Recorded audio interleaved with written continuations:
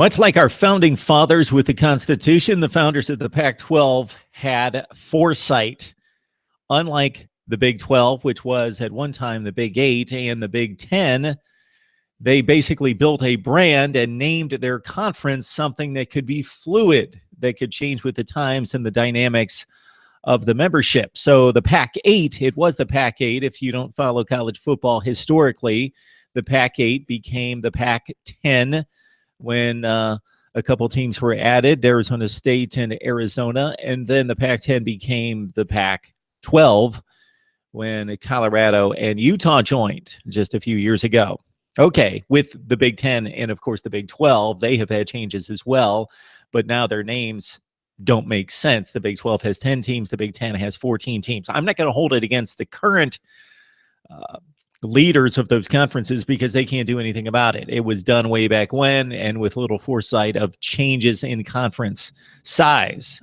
I would keep the name the Big 10. It's a brand name. Everybody knows it.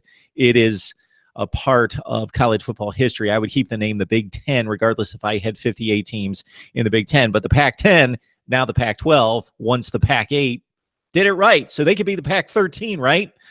Mark Rogers TV, Restructuring College Football. We've carved through the SEC and the Big 12. We explained in our initial video what our purpose is here.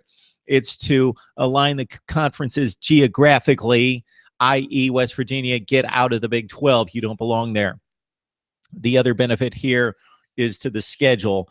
I have a list of 8 or 9 benefits. Check out the introductory video. We move on to the Pac-12.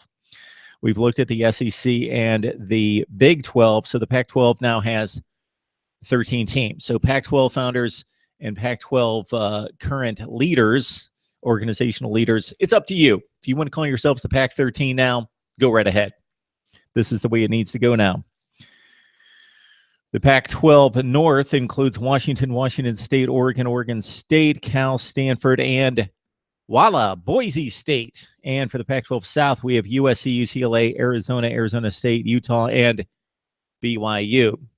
So we have taken Colorado and moved them on to the Big 12. We have explained that move in the other video, and we have added BYU and Boise State. So we have a 7-team division and a 6-team division. And yes, everyone will play 9 conference games in every conference, and that does work for a 12-team conference and also for a 13-team conference.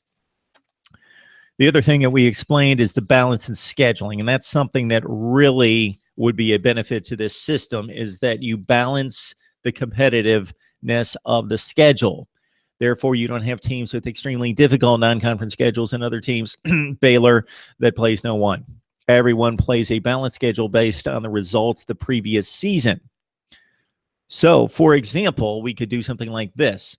We will rotate which conference plays which conference top to bottom, much like the NFL does right now. If you are in the AFC North, you might have played the NFC West top to bottom last year. This year, you're going to play the NFC East, and it rotates. This would rotate similarly for one of the 2 non-conference matchups. So, in this particular year, the Pac-12 plays the ACC. So, every opponent out of the 2 non-conference opponents, one would be an ACC team. The other team would come from the rest of the Power 6, not the Power 5, the Power 6. And it would balance out the strength of schedule, meaning the Washington Huskies will play Miami out of the ACC. The Hurricanes went 5-3 last year in the ACC. Therefore, we select a 3-5 team from another conference to balance the schedule. Vanderbilt, 3-5 in the SEC last year. So Washington plays a composite 8-8 schedule. And if you had watched the introductory video, you know that our third non-conference game is up to the school. Hey, if you're going to play 2 Power 6s and it's going to be a fair and balanced schedule against everyone else, go schedule an FCS or a group of 5.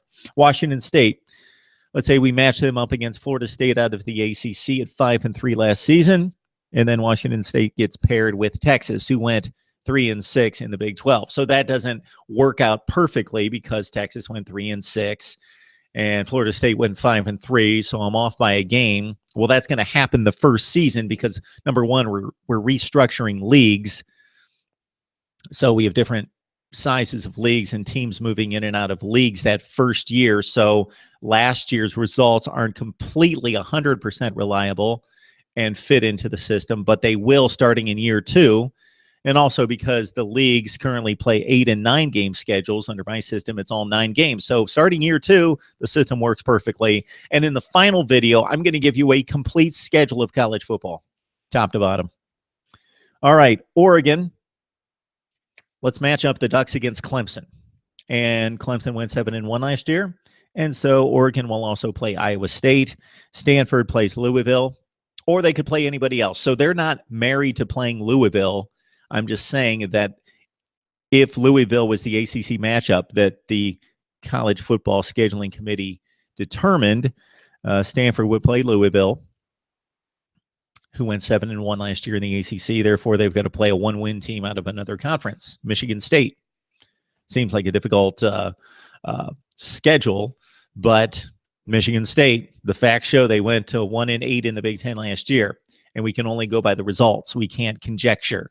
So will this system determine a completely balanced, perfect schedule competitively coming up? No, nobody can do that because you can't predict if Notre Dame's going to be a 10-win team that goes to the Fiesta Bowl one year and then goes 4-8 the next year. You can't predict that, but you can balance it and make it as competitive as possible based on last year's results, because good teams generally stay good teams. Ohio State's good every year. Alabama's good every year. TCU, hey, maybe a little bit up and down. Iowa State's awful every year. Kansas is really awful every year. So this is going to be a much more balanced schedule competitively than what we currently have. So there it is, the Pac-12 minus Colorado, who's shipped off to the Big 12. Check out that video. Much change in the Big 12. And the Pac-12 adds BYU and Boise State in the South and in the North divisions. For the Pac-13, or if you want to keep the brand, we go with the Pac-12, a la the Big 10 and the Big 12. Let's talk it up, as we always do, right here on Mark Rogers TV.